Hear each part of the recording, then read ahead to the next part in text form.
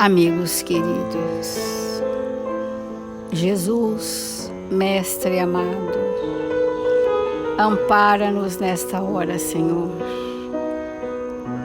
Que os seus mensageiros do bem e da verdade, em nome do seu amor, sejam conosco, envolvendo-nos em vibrações de bom ânimo e esperança, para que nos sintamos fortalecidos a vencermos, apesar da fortaleza das nossas dificuldades. Ensina-nos, Senhor, a servir, sem perguntar a quem ou até quando, para que a nossa existência na terra se faça, Senhor, desfraldada no trabalho do bem constante. Agradecemos infinitamente as bênçãos que recaem sobre nós. Agradecemos infinitamente, Senhor, as oportunidades de cada dia que nos convida a testemunharmos a esperança e a fé. Assim, Mestre amado, confiantes de que todos estamos sendo socorridos de conformidade com as nossas necessidades, iniciamos as reflexões do Evangelho desta manhã. Que sua paz seja conosco, hoje e sempre, e que assim seja.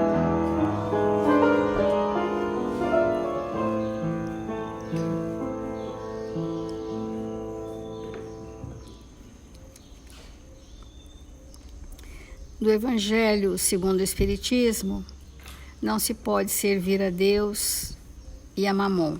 E nós estamos no emprego da fortuna, né? Na utilidade providencial dos bens materiais na terra, o quanto é providencial os bens materiais quando estão a serviço de espíritos moralizados, de espíritos cristianizados, de espíritos que trazem os sentimentos bem superlativos, o quanto esses recursos materiais são absolutamente, como diz aqui o Evangelho, são considerados como elemento de progresso. Com efeito, o homem tem por missão trabalhar pelo aprimoramento material do globo. Deve desbravá-lo, saneá-lo, dispô-lo para receber um dia toda a população que a sua extensão comporta. Para alimentar essa população que cresce sem cessar, é preciso aumentar a produção. Se a produção de uma região é insuficiente, será preciso procurá-la fora.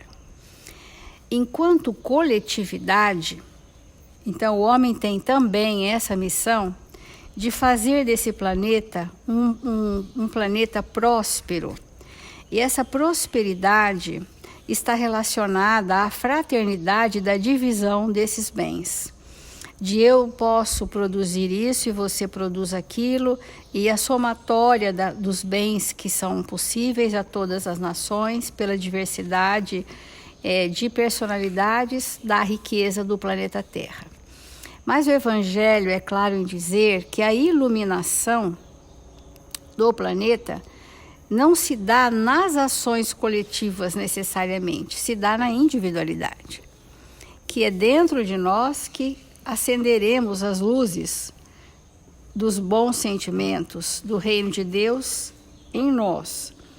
E isso é importante nós considerarmos, como vamos fazer luz em nós, para que a iluminação íntima de cada um de nós se reverta num estado modificado de progresso no planeta Terra, chamado civilização, que é o período civilizatório onde o progresso material e moral se equiparão. Enquanto isso não se fizer, há um desequilíbrio, né? Nós podemos ser cultos ou outros experientes nessa ou naquela área enquanto povos, mas essa civilização que tem a ver com a moralidade do espírito aliado ao conhecimento adquirido, é o estágio de regeneração que a Terra vai começar a passar, não sem antes abalos, né? Esses abalos, eles são necessários para desacomodar em nós um estado rançoso de ociosidade e, mais do que ociosidade, de dependência, né? Nós ficamos à mercê de alguém, de alguma coisa, para nortear e nos conduzir. O Emmanuel diz assim, no livro Caminho, Verdade e Vida, façamos nossa luz. Assim resplandeça a vossa luz diante dos homens. Ante a glória dos mundos evolvidos nas esferas sublimes que povoam o universo, o estreito campo em que nos agitamos na crosta é limitado círculo de ação. Então, o Emmanuel coloca o planeta Terra como uma coisa pequenininha, acanhadinha, que quase não nos cabe. De tão, né? Aqui. A casa pequena e humilde, iluminada de sol e alegria, é paraíso de felicidade. A angústia de nosso plano procede da sombra. Estas sombras são íntimas, que nós estamos mergulhados nas leis divinas, no hausto de Deus, que é pura luz. E essas escuridões são criações nossas, que formam ao redor de nós a nossa psicosfera pessoal. E a soma da nossa psicosfera pessoal vai formando as coletividades, mas nós estamos mergulhados na luz do amor de Deus sempre. A escuridão invade os caminhos em todas as direções. Trevas que nascem da ignorância, da maldade, da insensatez, envolvendo povos, instituições e pessoas. Nevoeiros que assaltam consciências, raciocínios e sentimentos. A palavra nevoeiro cabe muito no momento que nós estamos. Neste momento de muitas doenças, não só pandêmicas, né, de muitas distonias mentais, de muito desarvoro íntimo, de intemperança de toda a natureza, formou-se ao redor de nós um nevoeiro denso, quase que irrespirável. Porque para nós respirarmos na atmosfera feliz, nós temos que estar acima das nuvens, desse nevoeiro denso. O nosso pensamento tem que estar no estágio acima da ganga dessas questões avassaladoras que foram se formando neste planeta. Então, nevoeiros que assaltam consciências, raciocínios e sentimentos. Porque quando nós entramos na dimensão vibratória da dor que graça no planeta, das grandes epidemias e outras coisas que acontecem concomitantemente, nós não temos ainda uma estrutura suficiente para nos mantermos bem. Nós somos arrastados naquele momento, nós somos conduzidos por essa massa amorfa de pensamentos coletivos, que é a soma dos nossos pensamentos individuais, que por similitude, eles se agregam, formando pensamentos coletivos nos quais embarcamos sem discernimento. E Emmanuel vem nos alertar, a angústia do nosso plano procede da sombra. A escuridão invade os caminhos em todas as direções. Então, em meio da grande noite, é necessário acendamos nossa luz, que não é um convite simples, né? Como é acender a nossa luz? Sem isto, é impossível encontrar o caminho da libertação. Sem a irradiação brilhante de nosso próprio ser, não poderemos ser vistos com facilidade pelos mensageiros divinos, que ajudam em nome do Altíssimo, e nem auxiliaremos efetivamente a quem quer que seja. Nós temos falado das caravanas socorristas que foram regimentadas por Jesus para esse momento do planeta, sempre houveram, mas sempre houve, mas hoje, mais do que nunca, de acordo com a necessidade, essas caravanas socorristas são inúmeras. Mas eles precisam se apoiar em alguns encarnados. E esses alguns encarnados, que podem ser todos nós, precisamos ter uma sinalização luminosa para sermos identificados, porque é por isso que somos identificados. E se nós estivermos na sintonia do nevoeiro, nós não teremos como receber desses espíritos as incumbências, as responsabilidades morais, os pequenos serviços humildes de socorro à dor do outro, eles não terão esse respaldo nos trabalhadores espíritas cristãos, que precisamos estar nesta hora muito envolvidos com uma causa do planeta Terra que se inicia no nosso sentimento. É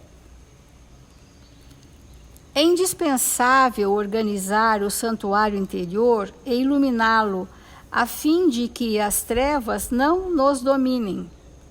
Que é isso que nós estamos falando, né? Quer dizer, se a chama da fé e da benevolência, da indulgência, do perdão das ofensas, que vão formar o espectro da caridade no íntimo do espírito, sem esta experiência significativa que estamos sendo chamados, nós não sinalizaremos. E isso é tão verdade que os nossos relatos todos são de oscilações de sintonia, oscilações emocionais, né? Entramos nesse nevoeiro, depois é difícil sair, porque ali nós encontramos uma interferência espiritual coletiva, dado que o pensamento coletivo se estabeleceu pela soma dos nossos pensamentos difíceis, também as interferências espirituais são coletivas. Existe também falanges de espíritos que estão se introduzindo nesses pensamentos coletivos, fazendo induções mentais das mais perniciosas. Sempre o fizeram, mas estavam muito mais esparsos. Hoje está havendo uma concentração. E por isso aumenta-se o número de outras enfermidades, o número de acidentes, o número de tudo aquilo que é possível no planeta, porque nosso pensamento está nesse nevoeiro muitas vezes. E é um desafio enorme, enorme para cada um de nós, falo por nós mesmos, né? Manter a sintonia muito brilhante, muito acima desse nevoeiro. Isso é um desafio para nós, né? É possível marchar valendo-nos de luzes alheias. Obviamente que os espíritos superiores iluminam os nossos caminhos, mas temporariamente até que possamos fazer a nossa própria luz, mínima que seja, bruxuleante como a chama de uma vela pequenina, mas já é suficiente para espancar as trevas, porque se num salão imenso tivesse hermeticamente fechado, no escuro absoluto, a chama de um fósforo ou de uma vela do tamanho de um fósforo poderia ser suficiente para nos tirar totalmente da escuridão e nos conduzir naquele ambiente escuro. Então a espiritualidade não está esperando que nós tenhamos uma luz surpreendente de uma hora para outra, porque isso é uma construção dos séculos, mas que essa chama viva precisa estar acesa em nós, porque ela é suficiente para espancar as trevas. Então podemos sim marchar valendo-nos de luzes alheias. Todavia, sem claridade que nos seja própria, padeceremos constante ameaça de queda. Os proprietários das lâmpadas acesas, ou seja, os espíritos iluminados, podem afastar-se de nós, convocados pelos montes de elevação que ainda não merecemos, porque nós não podemos viver na dependência que o Espírito nos ilumine. Ele nos ilumina para nos dar recurso, para que nós possamos fazer a iluminação, começando pelo ato de servir.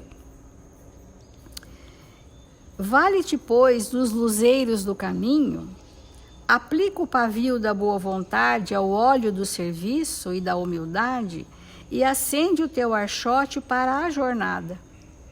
Agradece ao que te ilumina por uma hora, porque se um amigo espiritual nos ilumina por uma hora, que acho que é um tempo até imenso, né? Porque às vezes é 1 minuto durante uma prece que eles dão aquele facho de luz e a gente já vislumbra o caminho. Fala, agora já dá para eu caminhar um pouco mais. Agradece ao que te ilumina por uma hora, por alguns dias ou por muitos anos. Mas não ouvides tua candeia, tua chama própria, se não desejas resvalar nos precipícios da estrada longa. Olha que interessante.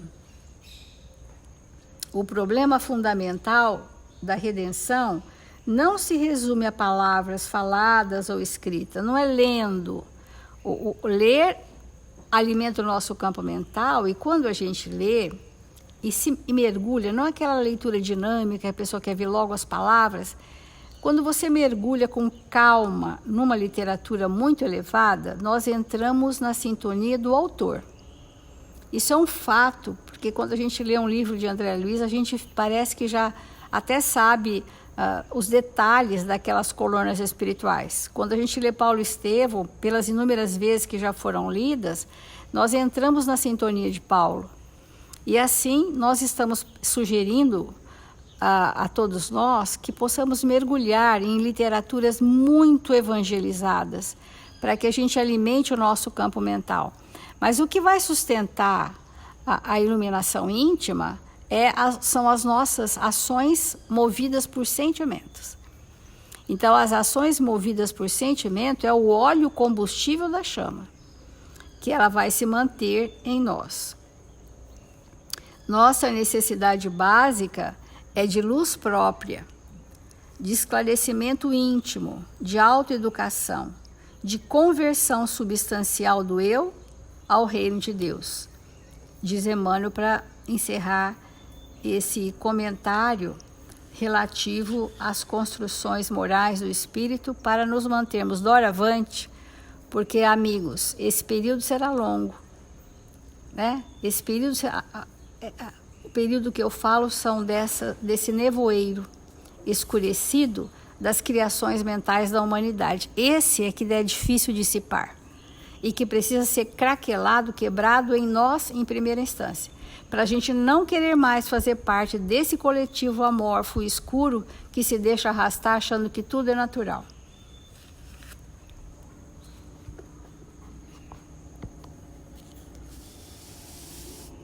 Quanto nós precisamos mesmo refletir nesse entendimento do Evangelho de servir a Deus. Porque no dia em que nós existimos e não fomos caridosos, não servimos a Deus. Se não servimos a Deus, servimos a nós mesmos, servimos a Mamon. Só que todos os dias, várias vezes ao dia, nós temos essa oportunidade de sermos caridosos. Quando alguém se desequilibra, e nós vamos então ter uma atitude calma. Quando alguém se irrita, e nós vamos ter paciência. Quando alguém faz exatamente aquilo que nós não concordamos, e nós vamos elevar o pensamento numa prece para amparar as dificuldades alheias. Enfim, isso, como nós temos falado aqui, é de fato servir a Deus. E nós vamos fazer um comentário hoje intitulado Caridade, de Emmanuel, que está reunida num livro intitulado União em Jesus. Então ele começa assim: caridade sempre será o traço de união entre o discípulo e o mestre, entre a criatura e o Criador. Então, para que haja esse vínculo espiritual, é imprescindível a caridade, o esquecimento de nós mesmos para socorrer, amparar, estar com o próximo. E ele continua: notemos, no entanto, filhos meus, que é preciso renovar a nossa conceituação íntima de amor aos semelhantes, de vez que, ao enunciarmos o preceito, pensamos no próximo como sendo alguém perfeitamente igual a nós. Mas, em verdade, todos somos companheiros uns dos outros. Em momento, no entanto, cada qual em nível diferente. Se nós não olharmos o nosso próximo como um irmão, filho do mesmo pai, mas que cada um está no momento e que se nós estamos nesta hora podendo observar uma dificuldade que ele traz, pode ser que nós estejamos num momento evolutivo, num estágio evolutivo diferente.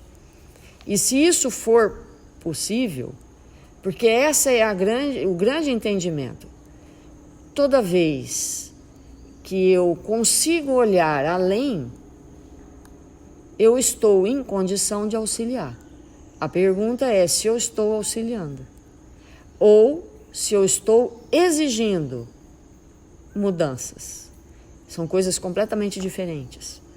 E ele vai dizer, o próximo, ainda sem Jesus, é um irmão em absoluta carência de recursos espirituais para viver sabendo viver. Então, o que nós estamos observando na Terra hoje? De modo geral, muitos espíritos são altamente cumpridores dos seus deveres, como esposo, como esposa, às vezes até como filho, às vezes até na sociedade, cumpre com os seus deveres, e quando a gente olha, nós vamos ver que aquela pessoa ampara a sua família, cuida, mas não tem vínculos espirituais. E na hora da dor, na hora da dificuldade, o espírito não consegue se socorrer de maneira nenhuma. Ele entra em aflição. E quando ele entra nessa aflição, turbando o coração, ele estabelece essas sintonias que a Célia colocou com tudo que está aí ao redor de nós. Porque a sociedade hoje, ela vive uma profunda insegurança. Quem tem segurança da atividade financeira ou econômica que está realizando hoje? Ninguém tem. Mas todos nós estamos realizando atividades econômicas, mas numa profunda insegurança. Essa insegurança, esse pensamento de insegurança, nós sentimos, vibramos e lançamos ao redor de nós, que vai se somar a outras mentes, a outros pensamentos que vão gerar um estado de ansiedade muito profundo, de dúvidas muito profundas e que gera na nossa intimidade uma desconexão com o alto. Porque esse movimento que nós temos que fazer de alma para nos mantermos vinculados a Jesus e a Deus é um movimento que requer na nossa intimidade vínculos espirituais através da prece, da conversa edificante, de momentos onde nós realmente nos conectamos com a espiritualidade, para que possamos nos alimentar dessas vibrações superiores e ficarmos protegidos daquelas situações que nos deixam angustiados, inseguros, com ansiedade, com depressão. Esse movimento que nós estamos vendo na Terra, ele tem sido altamente perturbador. Então ele continua a lição. O discípulo de Jesus, engajado no Evangelho, está a serviço do Senhor, em especial as almas doentes hospitalizadas no mundo. Olha que importante isso, né? Se nós já temos vínculos espirituais com Jesus e com Deus, é necessário que estejamos completamente engajados em socorrer nossos irmãos hospitalizados na terra. Porque é um estado emocional muito perturbador e doente quando o espírito está aqui e não tem vínculos espirituais. Aparentemente, nós podemos olhar para ele e dizer, não, mas está tudo bem. Não, não é assim. Aquela pessoa está ótima. Sim, até que ela fica ótima. Enquanto ela está empregada, enquanto tem recurso, enquanto tem a família junto, enquanto tem saúde, enquanto ninguém muito próximo se afastou pela desencarnação, a pessoa está ótima. Mas no momento em que os desafios chegam, se o espírito não se alimentar da verdade, ele sucumbe. De que modo que o espírito sucumbe? Ele sucumbe começando a desencadear uma série de pensamentos contrários ao bem e à verdade, pautado no desespero, no desânimo, na insegurança, na ansiedade, que o torna ainda mais doente do que ele já se encontrava ou se encontra. Então, esse movimento é extremamente importante. Agora, esse vínculo espiritual que todos nós temos que desenvolver, ele leva um tempo na reencarnação.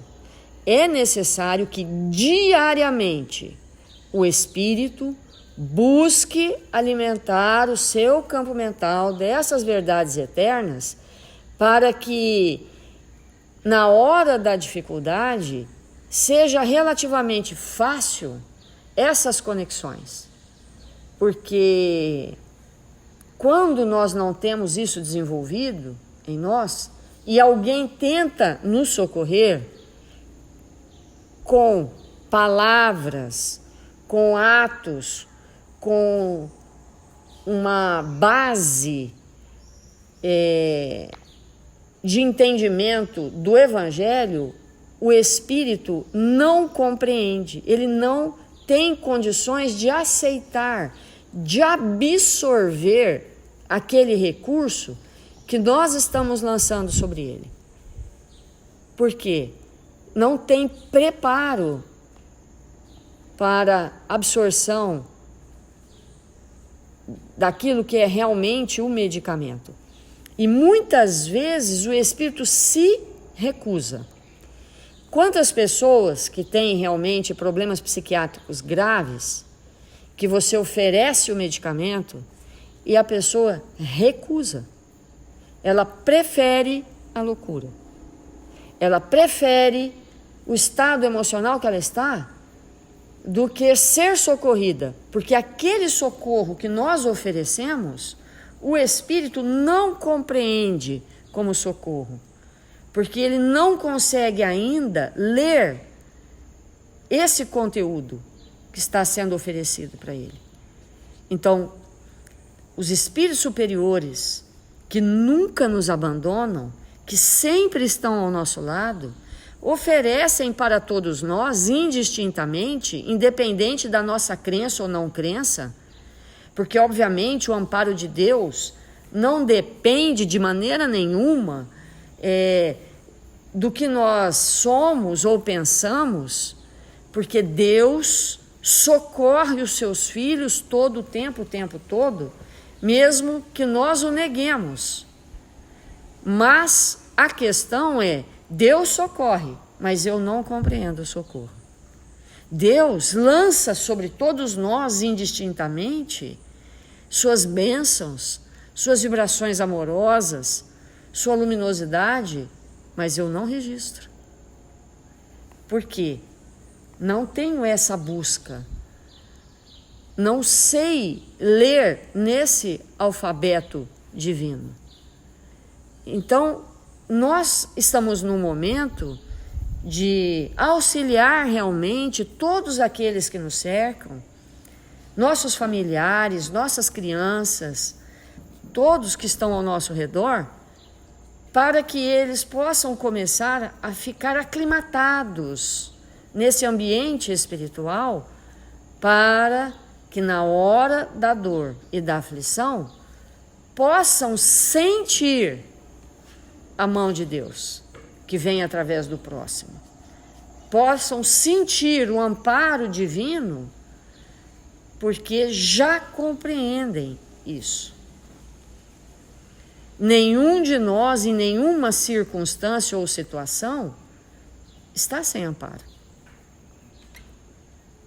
Então, é uma reflexão para a gente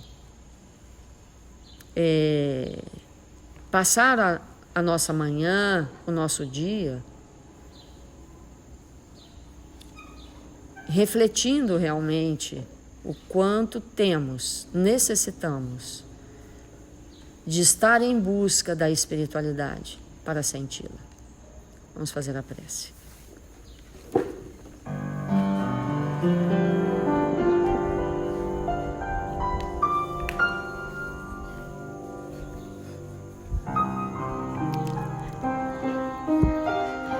Senhor Jesus, divino amigo das nossas vidas, nós nos encontramos aqui, desejosos de sentir a sua presença junto de nós e de toda a humanidade. Que sejamos nós, Senhor, os espíritos a praticar diariamente teus ensinamentos e trazer para perto de nós todos aqueles que necessitam do seu amparo, de abrir os olhos para as realidades espirituais. Sejamos nós, Senhor, a estarmos na prática da caridade, para socorrer e amparar todos aqueles que nos buscam, e com isso nos tornarmos espíritos felizes e ditosos, a emanarmos no ambiente em que nos encontramos as vibrações de paz, de fé e de amor. Ampara, Jesus, com o seu amor, todos os nossos irmãos registrados nos cadernos de vibração da nossa casa. Que o Senhor possa envolvê-los com sua equipe socorrista, levando aos seus corações paz, bom ânimo e esperança. E nesta hora, Senhor, rogamos amparo e proteção para o nosso país, para todos os brasileiros. Nós que estamos aqui na terra do Cruzeiro, que fomos convidados a nascer nesta pátria, para nos tornarmos espíritos evangelizados, cristianizados e vivermos de acordo com o teu evangelho. Onde quer que nos encontremos, possamos oferecer do que temos de melhor. Que o Senhor nos abençoe e nos fortaleça, hoje e sempre.